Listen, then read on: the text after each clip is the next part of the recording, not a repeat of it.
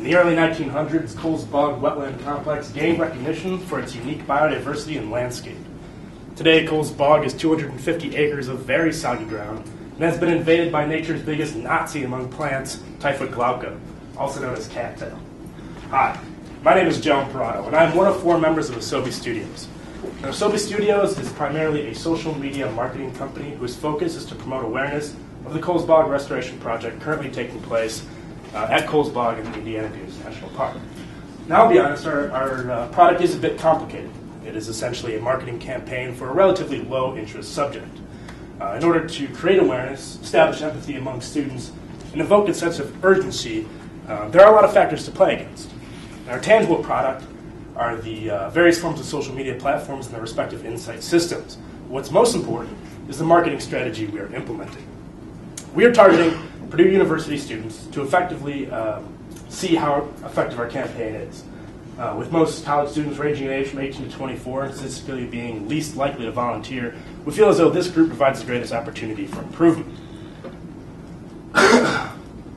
Of course, establishing buzz is difficult, especially when resources are scarce, time is limited, budget is non-existent, and Burton has us playing Monopoly for our grades. Of course, we have developed a method for reaching out to students and testing increase or lack thereof of awareness, and ultimately determining if our product is successful. So our approach is synonymous with the concept of the tipping point. The tipping point can be best described as how a trend is sparked and takes hold. Why is it that some ideas gain mass popularity while others seem to just disappear? Well, obviously, people who have emotional ties to a particular topic are more likely to buy into the message being sent as opposed to one in which nothing relatable can be found for any one individual. Think of it as a virus. Viruses can be spread in many different ways, just like information, messages, and even fashion. There is word of mouth, even traditional advertising being TV, print, radio, the internet, which actually only further complicates things, and of course, in the case of zombie apocalypse, there are bites and scratches. Now, the law of the few states that before widespread popularity can be attained, a few key type of people must champion an idea, concept, or product before the tipping point can be reached. These people are the connectors, mavens, and salespeople. In our case, we believe we're as close to having all 3 as we can. Our individual group members represent the connectors, establishing lines of communication between the specific people needed to help our project be successful. The people that possess the knowledge and experience to guide us are known as the mavens, or in our case, sponsor and mentors. These people include Bob Raitt and Carrie Isom from Leo Burnett, but also Martin Sikafus, Janet Greener, Atul Todi, and Brittany DiPietro, all from Purdue. And lastly are the salespeople, which, due to limitations of the class, are also us. By incentivizing our surveys and creating a fun character to follow on Twitter and updating our blog are our means of persuasion. Given all 3 of these things together, we feel as though our chances to achieve stickiness are greatly increased. Now, the stickiness factor is an attempt to explain the phenomenon in which an idea or trend gains exponential popularity.